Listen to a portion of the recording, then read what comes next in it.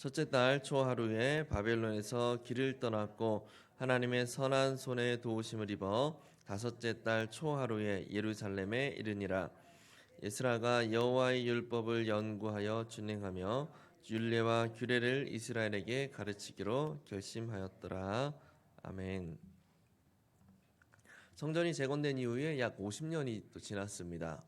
아닥사스다 왕이 메데 바사를 다스리던 때에 에스라가 바벨론에서 이스라엘로 올라오게 돼요.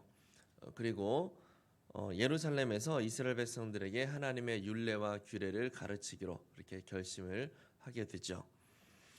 내용 관찰입니다. 하나님께서는 성전이 완공되자 누구를 예루살렘으로 보내십니까? 1절에서 에스라라 하는 자를 보냈다라고 말씀하십니다. 그러면서 아론에게까지 올라가는 에스라의 그 족보를 쭉 열거하고 있죠.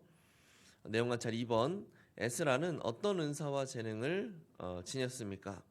6절에 보면 모세의 율법에 익숙한 학자다라고 이야기를 했고, 또 여호와의 도우심을 입음으로 왕에게 구하는 것은 무엇이든지 간에 다 받았다라고 그렇게 소개하고 있어요. 익숙하다라는 말을 해설 박스 위에 주석에서 단순하게 성경을 잘 아는 것이 아니라 말씀을 이해하고 가르칠 수 있는 능통함을 지닌 것으로 그렇게 이야기를 하고 있습니다. 에스라는 율법에 능통했던 자였던 거죠. 연구와 묵상으로 넘어가서 예루살렘에 돌아온 에스라는 왜 그 하나님의 말씀을 백성에게 가르치기로 결심을 합니까?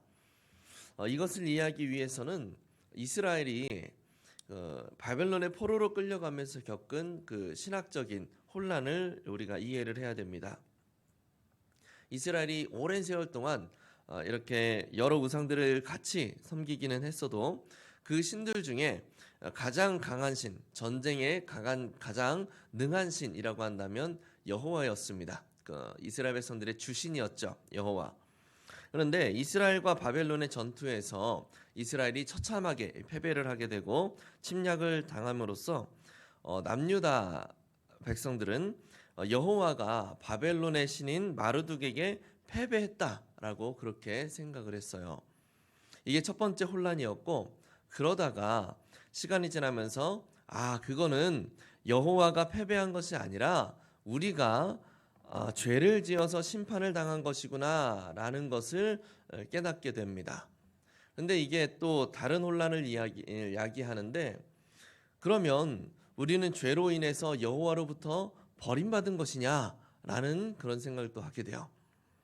그렇게 두 번째 혼란을 거쳐서 신학적 또 신앙적 각성을 이루게 되는데, 비록 우리가 심판을 받아서 마치 여호와로부터 버림을 받은 것 같은 상황이 발생을 하게 됐지만, 지금 포로로 잡혀옴으로써, 그렇지만 우리가 언약으로 돌아간다면, 하나님의 언약으로 돌아간다면 여호와께서 우리를 다시 회복시켜 줄 것이다 라고 하는 그런 생각을 다시금 하게 됩니다.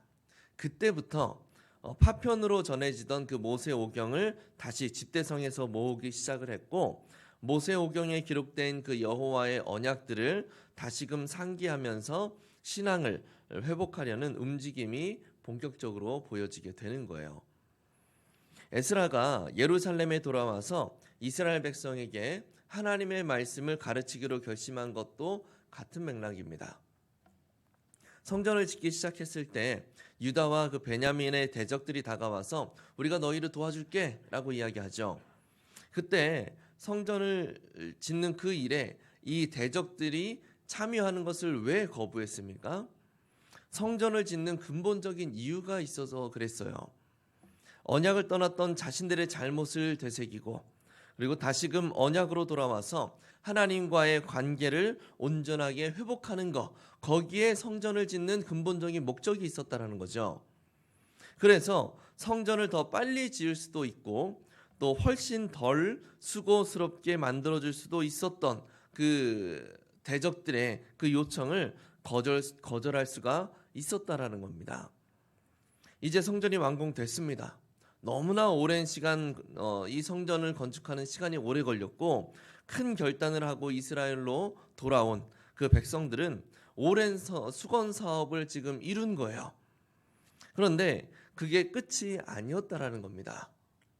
성전을 지은 것은 가장 중요한 목표, 하나님과의 영적 연합과 관계의 회복을 위한 출발점에 불과하다라는 거죠. 따라서 성전을 지은 이 시점에서 가장 중요한 다음 스텝은 바로 하나님의 언약을 배워가면서 무너졌던 신앙을 회복하고 하나님의 언약에 굳건하게 세워지는 것, 그것이 지금 가장 중요한 거예요. 에스라는 바로 그 작업을 시작한 것이죠. 느낀 점입니다. 말씀에 능통한 에스라를 통해서 이스라엘 백성이 말씀을 배우고 깨닫기를 원하시는 하나님을 보며 무엇을 느낍니까?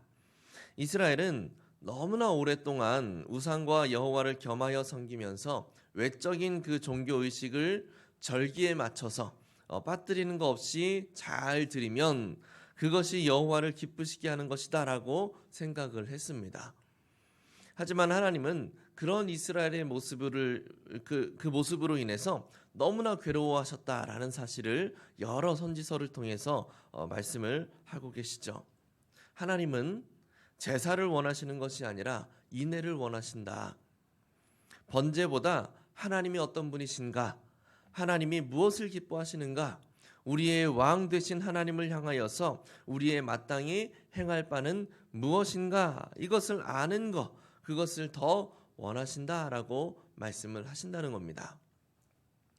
언약 공동체는 바로 이 부분에서 무너졌던 것이고, 이 무너짐의 회복은 하나님의 언약을 배우고 습득하고 묵상함으로 시작되려고 하는 것이죠. 적용입니다. 나는 말씀을 배우는 일에 얼마나 시간과 열정을 쏟고 있습니까? 우리의 봉사나 우리 섬김 또 종교 생활뿐만 아니라 우리의 삶의 모든 방향성은 하나님과의 온전한 관계를 세워가는 것, 여기에 맞춰져야만 돼요. 그리고 그 일의 시작은 바로 하나님의 말씀을 배우고 묵상해서 제대로 아는 것, 여기에서 그 일이 비롯된다고 말씀을 하고 있습니다. 이것을 다시 이야기해 보자면 하나님의 말씀을 배우지 않고 묵상하지 않으면 우리의 온전한 신앙생활은 불가능하다라고 말하는 것과 같아요.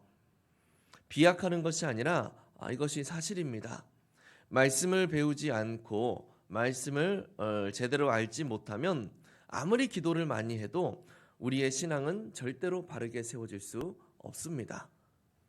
기도조차도 말씀을 알아야 하나님의 뜻 안에서 잘 기도할 수 있게 되는 거예요. 우리의 신앙의 근본은 말씀에 있습니다. 이 말씀에서 은혜의 강물이 우리의 심령에 흘러 들어오게 되는 것이고, 그 은혜가 충만할 때 하나님의 백성으로서 그리스도의 제자로서 이 땅을 어떻게 살아갈 것인가를 바르게 판단하고 하나님의 영광을 드러낼 지혜로운 방법들을 생각해낼 수가 있게 되는 거예요. 그렇다면 내게 주신 은사와 재능에 따라서 하나님의 나라와 공동체를 위해 온전히 헌신하기 위해 무엇을 결단하시겠습니까? 앞에서 다 말씀드렸죠. 온전한 헌신의 시작은 말씀을 온전히 아는 것에서 비롯된다. 지난주까지 해서 양육 프로그램이 모두 마무리됐습니다. 아마 이 자리에 계신 많은 분들이 양육 프로그램에 참여하신 것으로 알고 있어요. 은혜 많이 받으셨습니까? 프로그램 참여하시면서 말씀을 배우시면서 말씀으로 말미암는 그 기쁨, 꿀송이와 같은 그 즐거움을 누리셨는지 모르겠습니다. 양육 프로그램을 진행하면서 매 시간 제가 계속해서 강조드렸던 것이 있어요. 우리가 말씀을 배우면서 즐거움을 누리고 기쁨을 누리는 것 너무 감사한 일입니다. 그러나 우리가 습득하고 배운 말씀들이 우리 삶에 녹아들지 못하고 그저 지식으로만 남는다면 우리가 이렇게 말씀을 배우는 것이 아무런 의미가 없는 겁니다.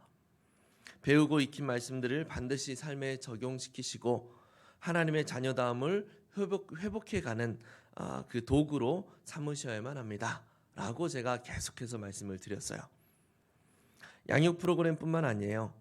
지금 시간에 우리가 묵상하는 이 새벽 예배 말씀도 마찬가지고 또 주일날과 또 주요 예배 금요 철야 때 또 우리가 개인적으로 하는 성경 읽기와 또 묵상하는 시간들 그 모든 것들이 반드시 우리 삶에 녹아나고 또 내면화시키고 적용시켜서 우리 삶의 변화됨을 이끌어낼 수 있어야 의미가 있다라는 거죠.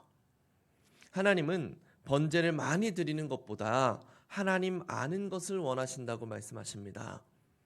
하나님을 아는 것을 원하신다라는 것은 하나님의 말씀을 통해서 하나님을 알아가고 그 지식들이 하나님의 백성다움을 회복하는 것, 이것을 의미하는 거예요. 그저 하나님을 관해서 많이 아는 것을 의미하는 게 아닌 거죠. 우리 모두가 하나님의 말씀을 사모할 수 있기를 바랍니다. 그리고 사모하는 것에서 더 나아가서 우리가 배운 모든 말씀들이 우리의 삶을 변화시키고 우리의 섬김과 우리의 헌신의 목적을 갱신시켜서 오직 하나님의 백성다운 모습을 온전하게 회복해 나갈 수 있는 우리 모두가 될 수 있기를 예수님의 이름으로 간절히 축복합니다.